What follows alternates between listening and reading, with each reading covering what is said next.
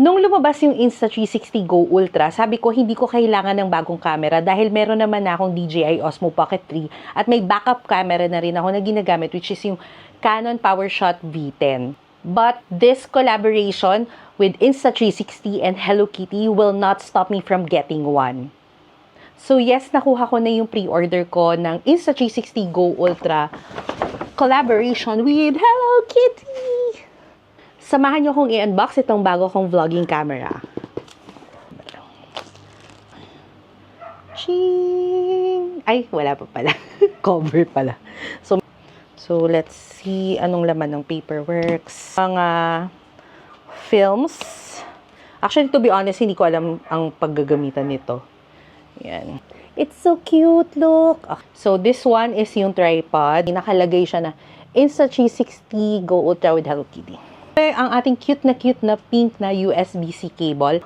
Clip sa mga, halimbawa, if you wearing a cap para POV mo. Very cute kasi meron din siyang Hello Kitty na emblem here.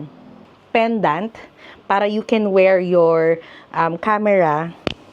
Hindi siya masyadong obvious kapag suot mo siya kasi pwede mo siyang lagay inside your damit. Ayan.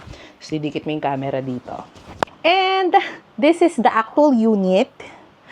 Oh, it's so cute! And at the back, meron siya nung Hello Kitty na picture dyan.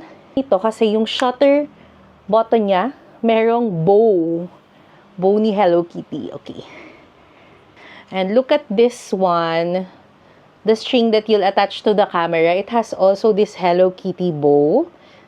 And syempre, kasama na dyan yung carrying pouch niya, which is Hello Kitty also, na color pink, velvety, or medyo suede-ish yung material nito.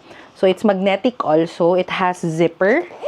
And ang cute lang kasi may kasama na rin siyang strap.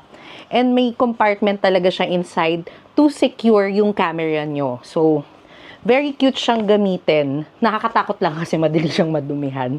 So, that's it. This is my Hello Kitty Insta360 Go Ultra.